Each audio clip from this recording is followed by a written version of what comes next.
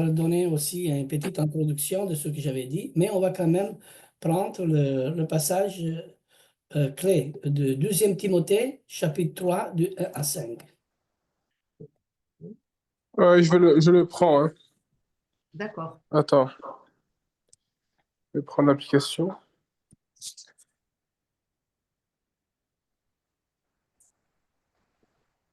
Donc, c'est 2 Timothée, Oui, chapitre 3, chapitre 3. du 1 à 5. Tu dois le savoir. Dans les derniers jours, il y aura des moments difficiles. Les gens seront égoïstes, amis de l'argent. Ils se vanteront, ils seront orgueilleux, ils insulteront Dieu. Ils désobéiront à leurs parents. Ils ne seront pas capables de dire merci. Ils ne respecteront pas plus les choses de Dieu. Ils seront durs sans pitié. Ils diront du mal des autres. Ils mèneront une vie de désordre. Ils seront cruels, ennemis du bien. Ils trahiront les autres. Ils seront violents. L'orgueil les rendra aveugles. Ils aimeront le plaisir au lieu d'aimer Dieu. Ils feront semblant d'être fidèles à Dieu, mais en réalité, ils rejetteront la puissance de la foi. Merci, Giovanni. On parle des temps difficiles, mais le terme difficile, traduit en grec, parce que dans la Nouvelle Alliance, on a le grec, se dit chapelos. Et dans ce mot, on trouve la signification des temps qui sont durs, des temps féroces, euh, des temps difficiles à gérer et à supporter. Mais on retrouve ce terme aussi une fois quand Yeshua est passé dans le pays des Gadaréens, des Gadaréniennes, et où il y avait deux personnes démoniaques qui étaient furieux, au point que personne ne passait par là. Et là, c'est le même mot, c'est-à-dire, on pourrait dire aussi des temps furieux. Vous vous rappelez, quand j'ai parlé de ça, c'est une introduction que je donne. Le temps furieux, le temps agressif. C'est-à-dire que de plus en plus que nous, on avance, quand les temps ils deviennent comme ça, on ne peut pas faire des projets dans la pensée de dire, OK, j'ai accumulé autant de biens et avec ça, je pourrais vivre tranquillement. Non, parce que les temps sont furieux. Il y a des démons partout. Et on a même peur de passer par là. Regardez, au temps de Yeshua, il y avait 2 personnes démoniaques et que personne ne passait par là. C'est le même terme. Regardez le passage. Matthieu chapitre 8, verset 28. On va vraiment l'aborder, ce passage.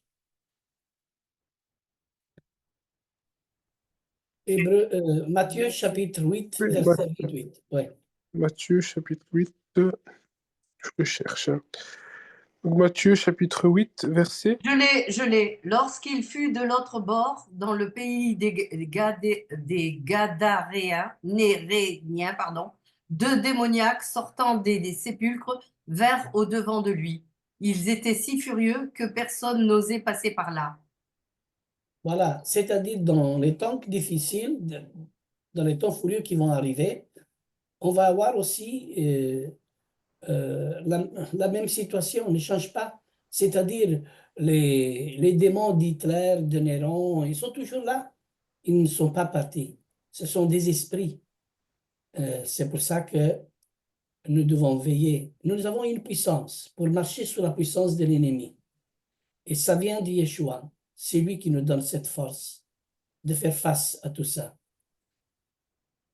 Alors, de quoi il parle, Paul il parle dans ces textes? Paul parle de personnes qui sont actives aussi dans le milieu chrétien. C'est-à-dire, apprennent, ils étudient les Écritures, mais ils ne parviennent pas à la connaissance de la vérité. Dans les derniers temps, justement, il y a beaucoup qui sont croyants et qu'ils ne parviennent pas à la vérité. Et ça, on avait lu le passage de 2 Timothée, chapitre 3, verset 7. On va le relire.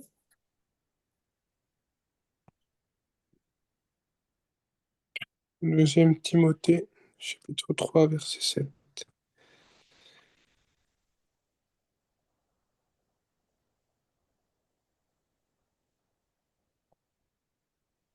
Je le cherche, hein. 2 Timothée, chapitre 3, verset 7. Oui, c'est ça, c'est bon, j'ai trouvé. Donc le verset 7 dit, elles sont toujours en train d'apprendre, mais elles ne peuvent jamais arriver à connaître la vérité. C'est-à-dire que dans les temps difficiles d'aujourd'hui, il y en a beaucoup qui essayent de comprendre. Ils apprennent, étudient les Écritures, mais ils ne parviennent pas à la connaissance de la vérité. Parce que l'amour de beaucoup, il s'est refroidi. La foi, il s'est refroidi. On n'est plus attaché véritablement à Yeshua. Aujourd'hui, je parlais avec une sœur. On ne comprend plus qui est le Mashiach, véritablement dans sa divinité. Ils apprennent beaucoup. Et aujourd'hui, il y a beaucoup qui aujourd'hui, ils enseignent, mais ils ne parviennent pas à la connaissance de la vérité, à la connaissance de la Torah, du Mashiach, de la Torah vivante. D'ailleurs, elles ont l'apparence de l'écriture de la piété, ce qui n'est pas le cas des gens du monde, qui n'ont pas besoin de ça. Les hommes de cette catégorie peuvent aussi séduire aussi les femmes faibles, réalisant aussi leurs besoins de jouissance. Ces personnes avanceront toujours plus dans le mal, égarant les autres et égarant aussi eux-mêmes. On vit dans les temps difficiles. Aujourd'hui, on vit dans les temps difficiles, dans les temps furieux. Et la foi de beaucoup, il est en train de se refroidir. Et nous, où en est-nous avec notre foi? Que devons-nous faire? En réalité, nous savons que le blé et l'ivraie poussent ensemble. Et il ne faut donc pas être étonné de constater que l'ivraie soit vivant. Ce n'est pas une plante inactive. Elle fait son travail de séduction, de découragement, d'étouffement. Mais le blé a été prévenu par de multiples textes. Maintenant, nous pouvons ajouter que la dégradation morale et spirituelle de la faim n'est pas présente seulement dans les églises. Elle est d'abord généralisée dans le monde. Et si elle s'est introduite dans les églises, c'est bien parce que l'esprit du monde est entré dans les églises, c'est-à-dire dans les assemblées, partout, le mal, il est rentré. Mais l'esprit du monde dans les églises a besoin de sauver les apparences. Et comment? Sinon, il serait repoussé. Comment il repousse les apparences? Et Yeshua, il disait, c'est au fruit que vous les reconnaîtrez. Pas à l'apparence, pas aux dons spirituels qu'ils utilisent, mais au discours qu'ils font, pas à l'attraction qu'ils exercent. Faisons attention. Il y a une séduction de partout, de partout. Et soyons avec un cœur intègre et joyeux. Regardez, on a parlé, j'ai introduit encore le message de la dernière fois, et après on rentre et on continue. On a dit que les hommes seront égoïstes. En grec, on dit philauto. Certains lisent philauto. Il n'est utilisé que dans ce verset. Il signifie amour de soi. Les gens, ils ont l'amour de soi, préoccupés par ses propres désirs. Et cela veut dire que les motivations profondes sont toujours personnelles. Il n'y a pas de gratitude. Il n'y a pas vraiment de gratitude. Alors, égoïste, mais non seulement égoïste, ami de l'argent, c'est la cupidité, c'est l'avarice, l'amour de l'argent. Et la Bible, le Tanakh, n'interdit pas que quelqu'un soit riche. Bien sûr qu'il n'interdit pas. Ce qui est mauvais, c'est d'être esclave de l'argent. On peut avoir de l'argent, bien sûr. Il faut bien les gérer. Pourquoi? Tout vient de Dieu. Dieu nous bénit aussi. Mais c'est mauvais quand on devient esclave de tout ça. Et Luc, chapitre 16, verset 14, a utilisé ce terme une fois lorsqu'on parle de l'économe infidèle. Et Yeshua venait de dire, nul ne peut servir deux maîtres. On va lire Luc, chapitre 16, verset 14. Oui. Luc, chapitre 16. Je l'ai. Ok. Oui, Les pharisiens qui étaient avares écoutaient aussi tout cela, et ils se moquaient de lui. oui, les pharisiens. Il n'y a Les pas... Ju- Oui, ouais. Jésus leur dit, vous cherchez à paraître juste devant les hommes, mais Dieu connaît vos cœurs, car ce qui est élevé parmi les hommes est une abomination devant Dieu. amen. Oui, mais ça, c'est... Il ne faut pas reprocher tout ça uniquement aux pharisiens qui étaient avares, mais aussi voyez, le christianisme, le judaïsme, dans toutes les religions, dans toutes les religions du monde, il y a une bonne apparence. Mais la vérité, mes amis, il se trouve uniquement dans la personne de Yeshua. C'est lui le chemin. C'est lui le chemin qui nous donne à suivre. Je suis le chemin, il dit. Je suis la vérité. Et la vérité, c'est lui. Et la vie, c'est lui qui la donne. Personne ne peut donner la vie. Personne ne peut nous donner euh, le chemin correct que lui, parce que lui, il vient du Père. Il est sorti du Père. Et d'ailleurs, avant de mourir à la croix, Yeshua a fait cette prière. Et il a dit, Père, tout ce que tu m'as donné, il croit que moi, je suis sorti de toi. Quelle belle prière. Et encore, dans sa prière, il dit, oh, personne ne s'est perdu, sauf le fils de perdition. Mais quand on parle de fils de perdition, on pourrait aussi faire la liaison avec Israël, qui, en étant mis à l'écart par volonté de Dieu, c'est le fils prodigue qui est perdu dans les nations, mais qui va revenir un jour. Qui va revenir un jour. Mais il faut que la mission d'Éphraïm soit accomplie dans les nations. Il faut que la mission soit accomplie parce que Hachem a permis qu'Israël soit dispersé dans toutes les nations. Et vous savez pourquoi? Simplement pour que toutes les nations puissent être bénies par le véritable Dieu, le Dieu d'Israël. Et cette dispersion a servi à bénir les nations et pas à se cacher. Mais à un certain moment, quand tout était fini, il n'y avait plus rien, il s'est dit, maintenant je retourne vers mon Père. Et le Père, il attendait. Éphraïm,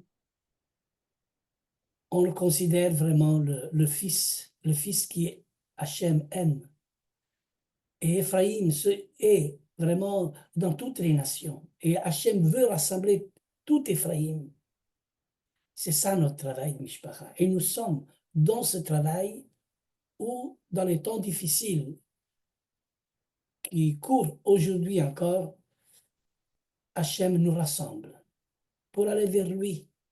Et certains disent la parabole du fils prodigue, mais moi je dirais la parabole du père aimant, le père qui aime, qui attend son fils. Alors, ayons-nous un cœur bon. Vous savez, si nous demeurons dans sa parole, et la parole demeure à nous, nous sommes véritablement ses disciples. Alléluia. Les gens, je vais continuer, les gens, non seulement ils sont amis de l'argent à l'heure actuelle, mais ils sont aussi fanfarons. Ça veut dire quoi ce mot fanfaron? Ça veut dire vantard. Quelqu'un qui s'affiche bruyamment. C'est un arrogant. Un arrogant qui affirme des choses qu'il ne peut pas vraiment faire. Et cette personne a besoin d'auditoires naïfs. En résumé, il est léger, creux. Et on retrouve une autre fois ce terme, même dans la Nouvelle Alliance. Regardez ce qu'il dit l'apôtre Paul à rapport de toutes ces personnes qui sont médisantes, impies, arrogants, hautains et fanfarons. Et c'est dans Romains chapitre 1, versets 28 et 30. Regardez un peu comment la Bible, il nous parle et nous enseigne. C'est la parole qui doit nous enseigner. Et nous devons l'ouvrir et bien la tâtonner. Et on a besoin du Saint-Esprit, de la Ruach HaKodesh qui nous donne la direction de sa parole. Parce que tout est mélangé dans la parole, mais il faut concorder, il faut recréer ce puzzle correct. Regardez qu'est-ce qu'il dit ce passage. Romains chapitre 1, versets 28 à 30.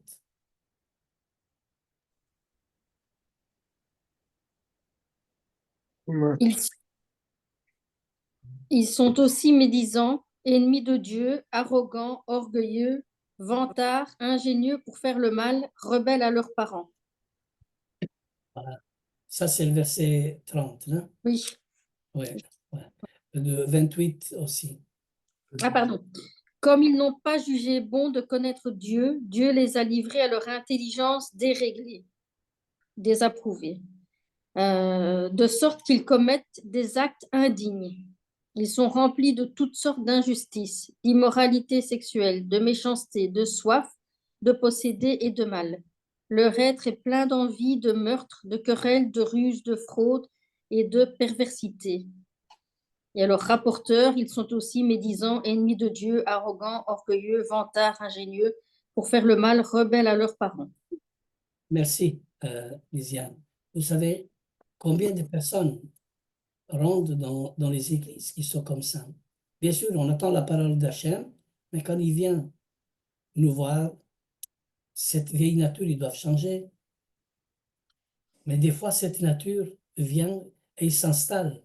Et il s'installe pour dégénérer la véritable foi. C'est pour ça qu'au mieux de nous, on a un devoir, être tous ensemble unis, de suivre la vérité, le Seigneur. Dans les derniers temps, on est aussi hautain. Hautain.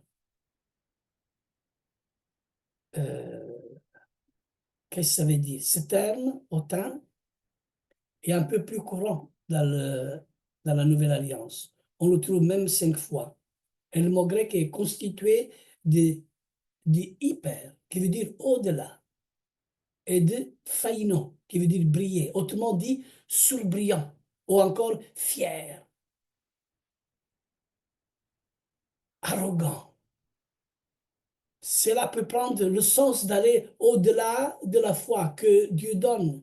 Et l'autain est présomptueux, comme la grenouille qui voudrait être aussi grosse comme le bœuf. Alors, Luc chapitre 1, verset 51, il dit, il a déployé la force de son bras, il a dispersé ceux qui avaient dans le cœur des pensées orgueilleuses. Alléluia. Et l'apôtre Jacques le dit dans le chapitre 4, verset 6, que Dieu, Hachem, résiste aux orgueilleux, mais fait grâce aux humbles.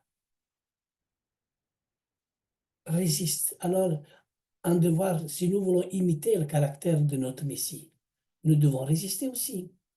Dieu nous fait grâce parce que nous sommes humbles. Alléluia. Et on va lire un autre passage, 1 Pierre, chapitre 5, verset 5.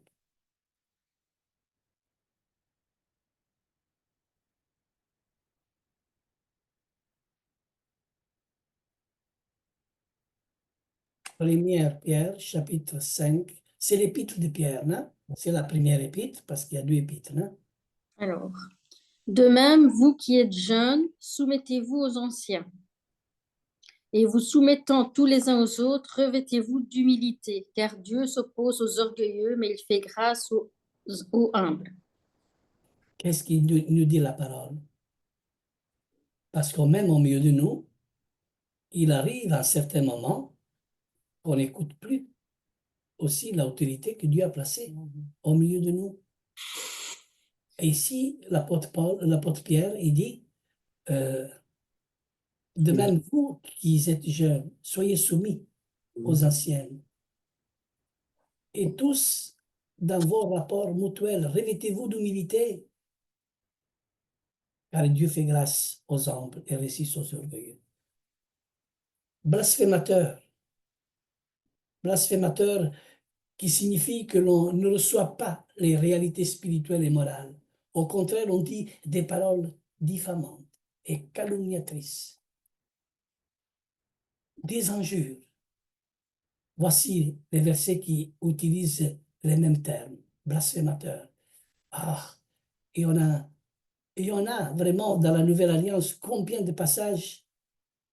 Actes chapitre 6, verset 11. Ils soubernèrent des hommes qui dirent, nous, qui est qui veut lire parce que je n'arrive pas bien à lire. Actes chapitre 6, verset 11.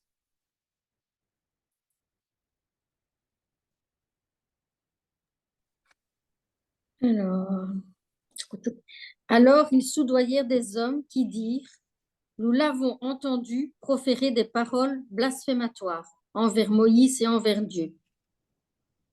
OK. Un autre passage. 1 Timothée 1, 13.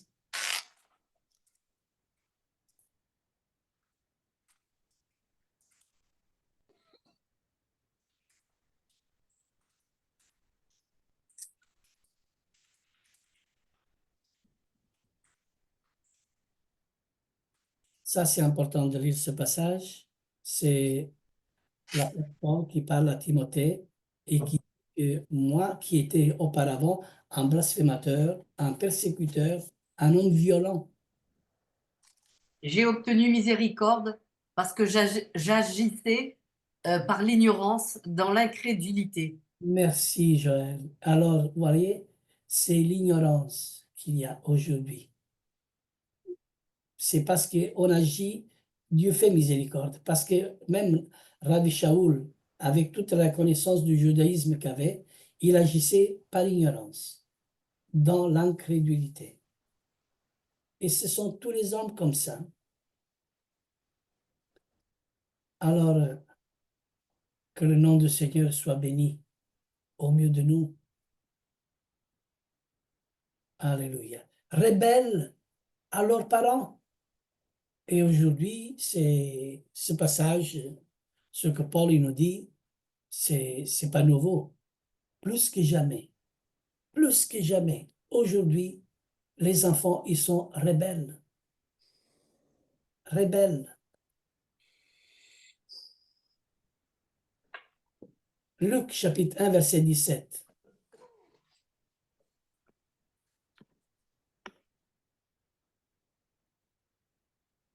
On va lire ça. Il marchera devant Dieu avec l'esprit et la puissance d'Élie pour ramener les cœurs des pères vers les enfants et les rebelles à la sagesse des justes, afin que de préparer au Seigneur un peuple bien disposé. La venue d'Élie. Alléluia. Que c'est bon. On a besoin des hommes de Dieu qui marchent devant Dieu avec l'esprit et la puissance d'Élie pour ramener les cœurs des pères vers les enfants et les rebelles à la sagesse des justes. Parce qu'on a un devoir, Mishpacha, de faire, de préparer au Seigneur un peuple bien disposé. Alors, debout, allons de l'avant. Le Seigneur est avec nous. Combien de passages on pourrait lire? Même titre, le passage il dit, ils font profession de connaître Dieu, mais ils le renient par leur œuvre étant abominables, rebelles et incapables d'aucune bonne œuvre. Vous imaginez? Les enfants, ils sont ingrats, irréligieux. Je continue, je vais plus vite. Irréligieux, sachant bien que la loi n'est pas faite pour le juste, mais pour le méchant et les rebelles Et les impies et les pécheurs, les religieux et les profanes, les parricides et les meurtriers. Tu vois, même Paul arrive à dire hein, que la loi n'est pas faite pour les justes, pour le juste, pour celui qui marche dans la justice, pour celui qui marche dans l'amour. La loi ne peut rien contre telle chose. Mais pour les méchants et les rebelles, voyez comment l'apôtre Paul, il nous enseigne à Timothée. Il faut bien comprendre cet homme qui a beaucoup souffert et qu'il faisait tout par ignorance. Il arrive à dire même, les gens, ils vont être même insensibles, c'est-à-dire sans amour naturel, sans affection naturelle. Ils sont endurcis.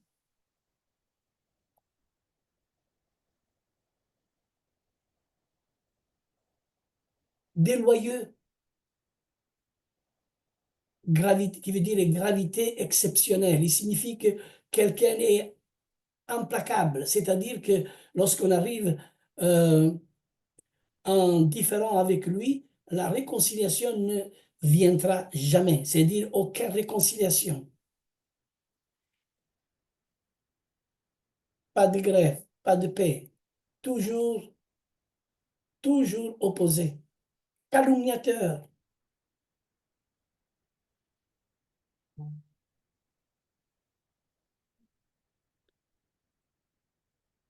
Première Timothée, chapitre 3, verset 11.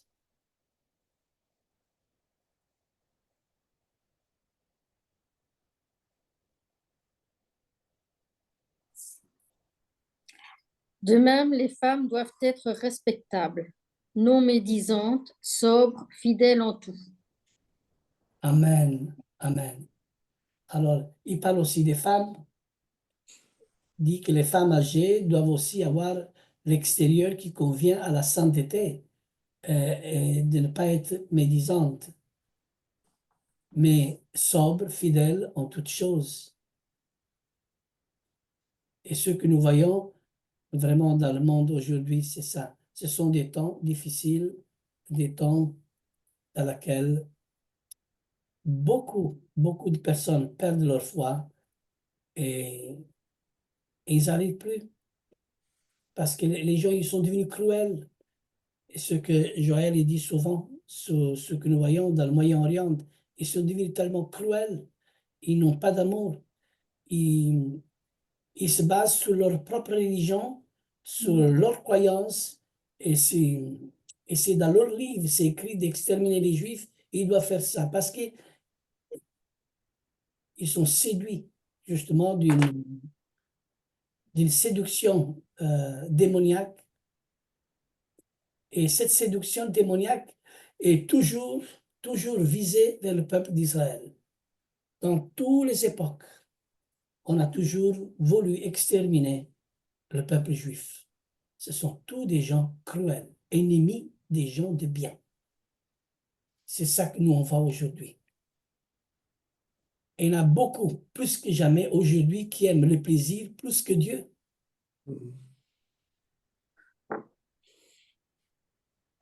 Alors, mes amis, on va lire chapitre 2, Romains, versets 17 à 24, et après on termine et on va faire une réflexion entre nous, et on va discuter entre nous, parce qu'on a besoin de... Romains 2, verset 17 à Romains chapitre 2, on va faire cette lecture. Ah, voilà. Toi qui te donnes le nom de juif, tu te reposes sur la loi, tu places ta fierté dans ton Dieu. Tu connais sa volonté et tu discernes ce qui est important, car tu es instruit par la loi. Tu es convaincu d'être le conducteur des aveugles, la lumière de ceux qui sont dans les ténèbres, l'éducateur des ignorants, le maître des enfants, parce que tu possèdes dans la loi l'expression de la connaissance et de la vérité. Toi donc qui enseignes les autres, tu ne t'enseignes pas toi-même. Toi qui prêches de ne pas voler, tu voles. Toi qui dis de ne pas commettre d'adultère, tu commets l'adultère. Toi qui as les idoles en horreur, tu pilles les temples. Toi qui places ta fierté dans la loi, tu déshonores Dieu en la transgressant. En effet, le nom de Dieu est blasphémé parmi les nations à cause de vous, comme cela est écrit. Voyez, c'est dur ce test. Il est utilisé 15 fois pour parler de la piété. Et compensé de signifiant bien et qui signifie tenir quelqu'un en haute estime, lui montre de la crainte et du respect. Les personnes qui n'ont que la forme de piété sont très capables humainement de faire illusion dans les synagogues, mais il faut regarder leur vie pour découvrir l'hypocrisie et le mensonge. Ces personnes finissent par écœurer les autres quand elles sont découvertes.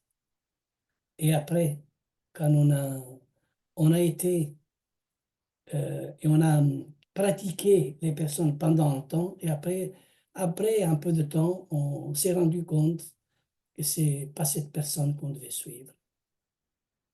Vous savez, si je parle de moi-même, je suis un homme euh, qui pêche comme tout le monde, mais j'ai toujours cherché d'aimer Dieu, de le respecter et d'aller de l'avant et et de donner mon témoignage parce que j'aime le Seigneur. Et avec tout ce qu'on a subi, moi et mon épouse, avec tout ce qu'on a reçu de tous côtés, dans tous les sens, on est encore là. Et aujourd'hui, on se retrouve avec un nom de Mishpacha. Alors, soyons unis. Mes amis, Hachem revient bientôt. Mais avant qu'il revienne, il faut que l'apostasie se manifeste dans les derniers jours. Il faut savoir que dans les derniers jours, Hachem répandra de son esprit sur toute chair dans la maison d'Israël. Ça, c'est le message que l'apôtre Pierre a donné comme première prédication dans les Actes des Apôtres. Il a pris justement l'enseignement du prophète Joël. Dans les derniers jours, les jeunes, ils auront les visions. Bien sûr, j'étais jeune, j'avais beaucoup de visions dans ma vie pour les réaliser parce que j'avais la jeunesse. Aujourd'hui que je suis devenu plus âgé, je songe parce que je n'arrive plus à être plus jeune. Bien souvent, j'ai dit, aujourd'hui, il y en a beaucoup qui ont les visions avec la télévision. C'est-à-dire, c'est pas le même, non? Mais les vieillards, ils songent. Les jeunes ont des visions et Dieu va répandre son esprit dans la maison d'Israël parce qu'il parle d'Israël. Parce que, sur toute chair, parce que tout Israël va être sauvé. C'est fini la souffrance. Ésaïe 40, il dit, Joël, tu peux le prendre, Ésaïe 40, il dit, consolez, consolez, consolez mon peuple. Dites que la servitude est terminée. Comment consoler le peuple d'Israël?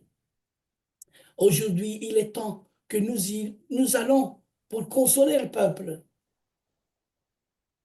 Ésaïe 40, chapitre. Au verset 1. Oui. Consolez, consolez mon peuple, dit votre Dieu. Parlez au cœur de Jérusalem et criez-lui, sa servitude est finie, que son iniquité est expiée, qu'elle a reçu de la main de l'Éternel au double de tous ses péchés. Amen. Ah, Joël, ce passage combien il me touche. Il est beau ce passage, oui. Mais oui, et, Passage du pardon.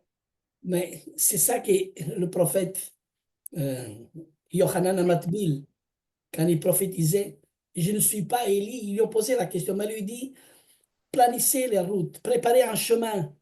Il parlait vraiment du prophète Isaïe, que le péché va être expié et Israël a payé pour son double de prix, vous imaginez. Mais qui est aujourd'hui Israël? Il y a Israël choisi, Israël appelé, Israël élu. Il y a les postérités aussi. le sable de la terre, le sable de la mer, les étoiles des cieux. On ne comprend pas toutes ces choses. Elles sont profondes. On n'arrive pas. Tant de choses me viennent à l'esprit pour vouloir enseigner, mais même moi-même, je ne comprends pas certaines choses, beaucoup de choses. Et même Daniel, le prophète, il disait, j'écris ces choses, même l'Éternel dit à Daniel, Daniel, tiens secret ces paroles. Va, la connaissance augmentera. C'est-à-dire dans les derniers temps, dans les derniers jours, la connaissance augmentera pour que Dieu donne la compréhension de ces choses cachées. Mais quand tout te réveillera dans la poussière, tu comprendras. Voulons dire, tout te réveillera dans la poussière, ça parle de la résurrection d'Israël. Et Israël doit ressusciter. Parce que c'est Israël qui va clamer le Messie pour sa venue. Et Yeshua lui-même a dit, vous me verrez désormais tant que vous le disiez, Baruch haba Beshem Adonai. C'est-à-dire, ce cri pour faire venir le Messie, c'est eux qui doivent le dire. Parce qu'il dit l'Esprit, l'épouse disent, viens Seigneur. Ça, c'est l'épouse qui est Israël. Mais après, bien sûr, il y a ceux qui sont attachés à Israël, ils sont greffés avec Israël, ceux qui ont soif et ceux qui entendent la parole, ils disent aussi, viens Seigneur Yeshua. Il n'y a pas seulement que l'Esprit, l'épouse qui disent, viens. Ceux qui entendent la parole, ils disent aussi, viens. Et ceux qui ont soif, ils disent aussi, viens. C'est-à-dire, nous sommes liés à la même Torah.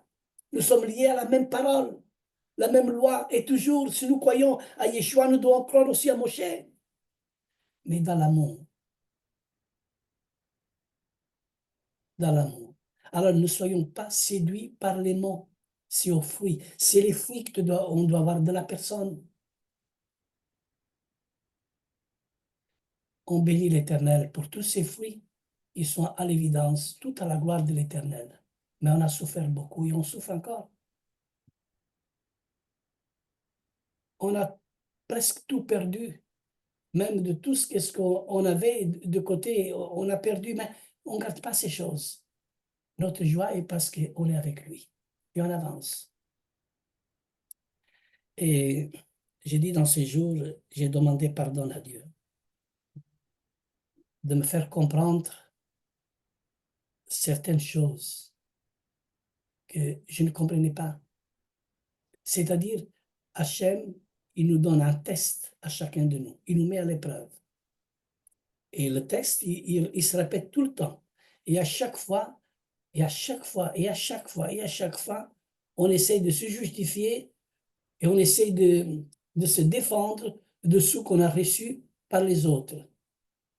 Mais Dieu est en train de nous faire comprendre que c'est lui qui tient toutes choses dans ses mains. Et que si Dieu a permis, c'est parce qu'il y avait un plan dans ma vie. Et si ces choses ne seraient pas passées, on ne serait pas là encore aujourd'hui. On n'aurait pas eu de mishpacha. Mais malgré que la mishpacha continue, il y a toujours d'autres choses qui viennent et qui arrivent. Et on avance. Alors soyons fidèles à lui. On n'est qu'au début.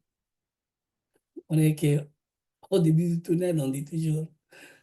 Gardons la foi. Mon désir, c'est que tous, la mishpacha, deviennent des bons enseignants. Des bons fidèles dans la famille. Et dans la famille, sache qu'on a tous une diversité. Et dans la diversité, il faut s'accepter. Il faut s'aimer. Si on dit je ne suis pas d'accord avec toi, ça c'est un mot qui n'est pas bon. Ça c'est un manque d'immaturité. De l'immaturité. Ça se discute. Chez les Juifs, ça se discute. Et en effet, dans le peuple juif, tous les sages d'Israël, ils disent tel Rav a dit ça, tel Rav a dit ça, tel Rav a dit ça. Ça se discute. Mais et jamais j'entends ce que le Rav a dit, je ne suis pas d'accord avec lui. Non, ils sont sages. Ils disent, lui il dit ça, l'autre il dit ça. C'est parce que le terme hébraïque donne plusieurs raisons, restons toujours dans la raison de la parole, parce que ça peut aussi signifier, avec les synonymes, avec 10 explications différentes, mais qu'on est toujours dans la même raison, dans la même lignée. Alors, je crois qu'on doit encore mûrir dans le service de Dieu. Gardons la foi. Amen.